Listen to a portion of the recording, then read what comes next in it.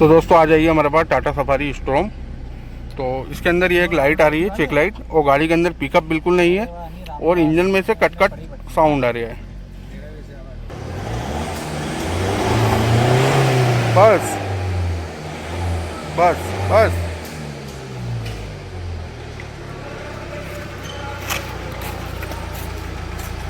तो करते हैं इसको सबसे पहले diagnose.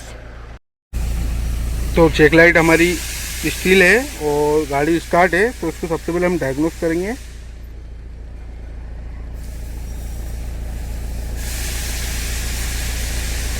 Tata India diagnose,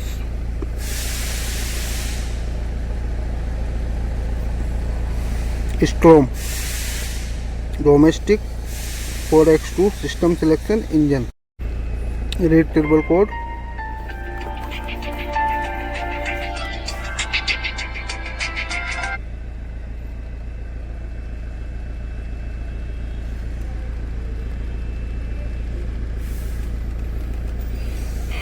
balancing की कोड आ रहे हैं, क्लियर करते हैं इसको।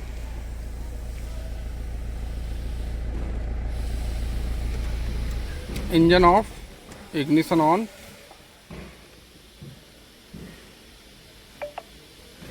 Code clear, success.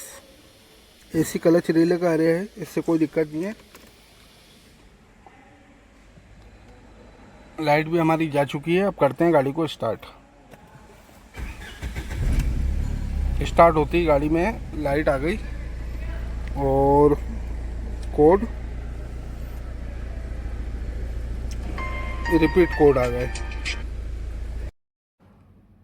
तो दोस्तों ये कोड आने का कारण हमारा यही रहता है कि गाड़ी के अंदर अगर पिकअप की समस्या होती है तो ऐसे हम किसी भी कारण से हमारा पिकअप नहीं ले रही गाड़ी, या हमारा टर्बो वीक है, टर्बो का होस पाइप अगर फट गया है, इंटरकूलर वाला बुश नहीं बन रहा है, किसी भी कारण से अगर हमारे गाड़ी के अंदर पिकअप लो होता है, तो इस कंडीशन में हमारा एसीएम चारों इंजेक्टर के कोड सेट कर लेता है। और ये कोड इतनी आसानी से जाते नहीं है। इसको हमारे एसीएम में अगर मेमोरी में फिक्स हो गया कि हमारे इंजेक्टर के कोड आ रहे हैं, तो गाड़ी के अंदर पिकअप की समस्या तो रहेगी, लेकिन कड़कड़ाहट, टक टक इंजन में ब्लैक स्मोक, इस टाइप की भी समस्या आएगी। तो हमें क्या करना है, इंजेक्टर तो हमारे ओके हैं, तो एसीएम को हमें यकीन दिलाना है कि इंजेक्टर उसके ओके हैं। सबसे पहले हम इसके इंजेक्टर कोडिंग करेंगे, और इंजेक्टर तो हमने चेक कर लिए हैं, समथिंग ठीक है। इसका हमने boost pressure sensor, turbo boost, injector, हमारी लाइन वगैरह, इंटरकूलर में आयल वगैरह तो नहीं आ रहा है। बूस्ट प्रेशर सेंसर अगर ख़राब होता है, उसकी वायरिंग कटी हुई होती है, तो वो कोड तो आती ही आता है। उसके साथ में हमारे इंजेक्टर के कोड सेट हो जाते हैं। तो ये कोड इतना आसान नहीं रहता जाना। तो इसका रूटिंग टेस्ट करते हैं हम, क्योंकि जो टाटा का जो ओरिजिनल सॉफ्टवेयर रहता है उसके अंदर रूटिंग टेस्ट का अपना एडाप्शन का ऑप्शन आता है, जिससे आधे घंटे गाड़ी स्लो फास्ट होती है। उससे ये कोड थोड़ा जल्दी चले जाते हैं, लेकिन हम जो बाहर के स्कैनरों से काम करते हैं तो उससे तो सिर्फ यही एक तरीका है क्लियर करने का, जिसमें इस वीडियो में हम बताएंगे आपको। तो सबसे पहले हम कोडिंग करते हैं, हमारा यूनिवर्सल कोड डालते हैं इसके अंदर और फिर चेक करते हैं। सक्सेसफुल, ठीक है। अब करते हैं कोड को क्लियर।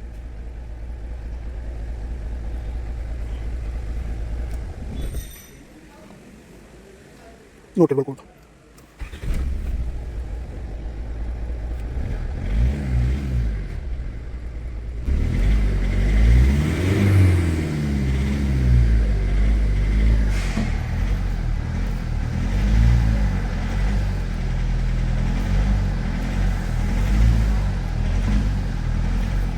तो 1500 आरपीएम में इंजन में टक टक साउंड आ रहा है।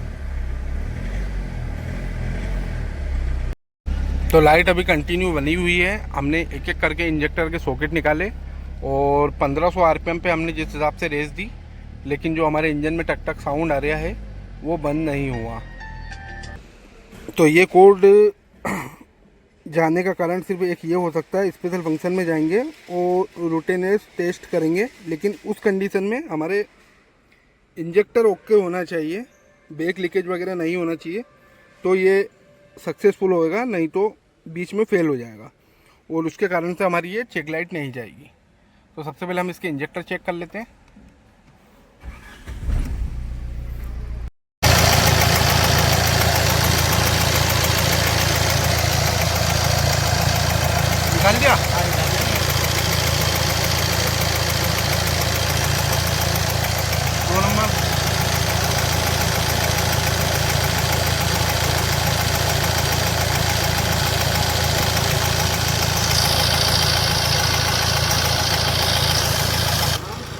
तो इंजेक्टर में हमारा ब्रेक लीकेज वगैरह तो नहीं है, तो करते हैं इसका टेस्ट।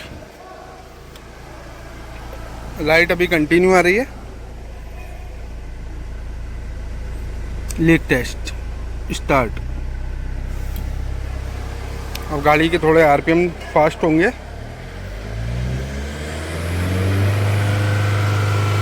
टर्बो वगैरह भी इस कंडीशन में ओके होना चाहिए।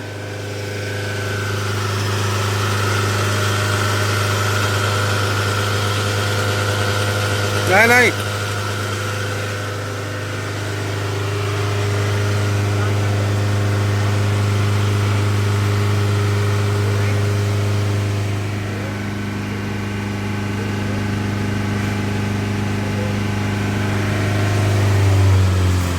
टर्बो वगैरह हमारा ओके ना होना चाहिए। बूस्ट प्रेशर सेंसर वगैरह ओके होना चाहिए।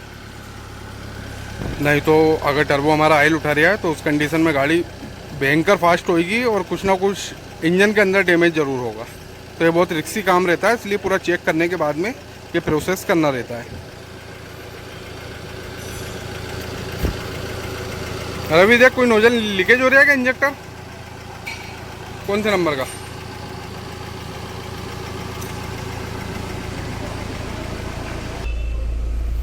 ये एक हमारा एग्जॉस्ट गैस रिक्यूलेशन कूलर बाईपास का कोड दिया है इनने और फेल्ड हो गया। अब एक बार हम इसको इंजन को ऑफ करके ऑन करेंगे और फिर करते हैं क्लियर। अभी तो कोई कोड नहीं है, सिर्फ एसी का कोड आ रहा है। करते हैं गाड़ी को स्टार्ट।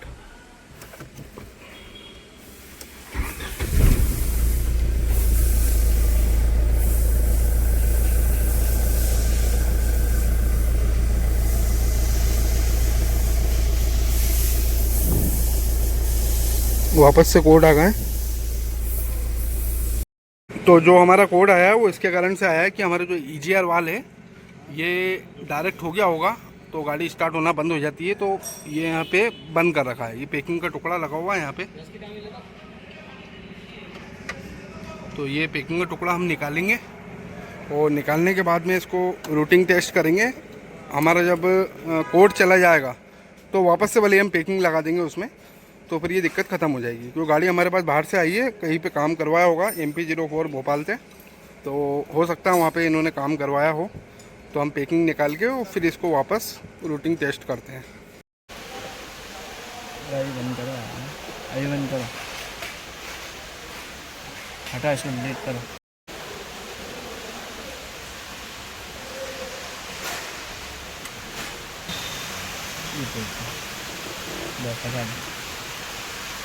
बहुत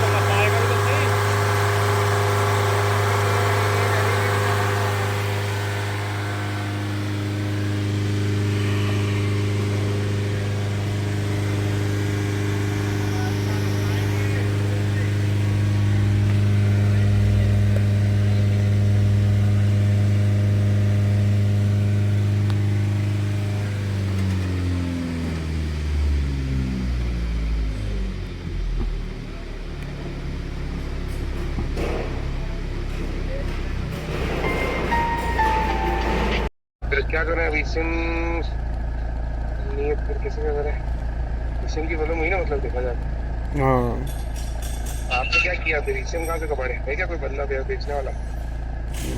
पूछ लेता हूँ मैं। तो मैं कस्टमर को भी बोलूँ ना, खोला खोली मत कर, मैकेनिक को बोलूँ ना खोला हाँ खोली मत कर, अभी रहने दो। है ना? हम्म, एक बार सिम, हाँ, हम्म, क्योंकि मैं आधे घंटे से पच रहा हूँ, मैं बोला यार कहीं ऐसा ना हो सिम में पंगा हो, बेचारा पूरा गाड़ी खोल देगा। हम्म, डीजल नहीं आ रहा, उसकी प्रोग्रामिंग वोग्रामिंग सब हो गई, लाइट भी चली गई, तो कोड आ रहे थे, कोड भी चले गए, सब खत्म हो गया, सब नॉर्मल हो गया, हम्म। तो गाड़ी में डीजल नहीं आ रहा है। फ्यूल पंप काम ही नहीं कर रहा उसका, मेरे ख्याल से फ्यूल पंप या पंप पे डीजल सप्लाई आ ही नहीं रही है। इसमें क्या रहता है, जो पंप पे डीआरवी वाल लगा रहता है, हाँ, उसकी तरफ से दिक्कत आती है। पंप पे डीआरवी वाल लगा हुआ होगा, हाँ, उसमें हो सप्लाई सकता है। प्रॉपर जाती नहीं है। हाँ, ऐसा कुछ उसको होगा। ग्राउंड दो अलग से, अभी डीएल आ जाएगा किस पे ग्राउंड दूं? उस पे, पंप के सेलोनाइट पे। पंप के सोलेनोइड पे ग्राउंड दे दूं? हम्म, मतलब माइनस दे दूं ना, हम्म, माइनस से हम्म, सप्लाई हम्म, हम्म, चालू हो जाएगा 2 मिनट में ना? हम्म, चलो मैं देता हूँ उसको, बोलता हूँ हेल्प ले लेगा। कौन सा नंबर होगा? पिन विन कुछ आइडिया है क्या, कौन से नंबर पे एक पे दूं? मेन आएगा, एक पे ग्राउंड आएगा, बट जिस पे ग्राउंड नहीं आ रहा है, जिस पे मेन आ रहा है उसको छोड़ के जो दूसरा वायर है उस पे दे दो। अच्छा, ग्राउंड वाले को मतलब जहाँ से प्लस आ रहा है प्लस को नहीं दूं, माइनस पे देना हम्म, है। हम्म, हम्म, हम्म। ठीक ठीक है, समझ गया।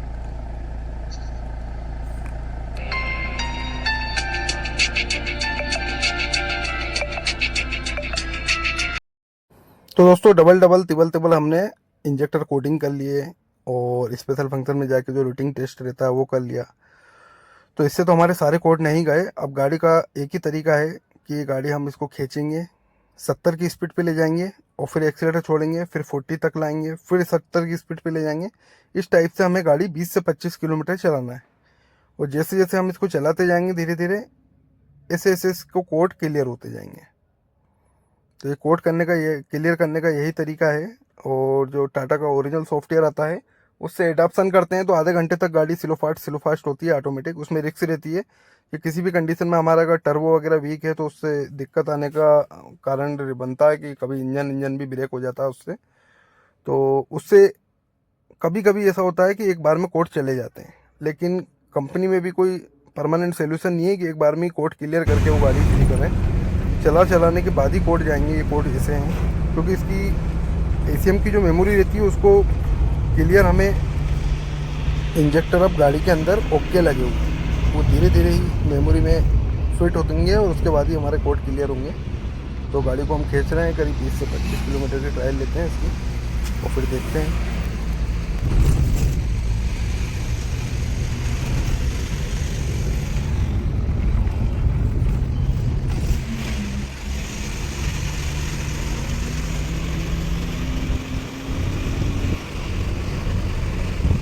एक्सीलेटर छोड़ो फिर दबाओ, कुछ छोड़ो फिर दबाओ।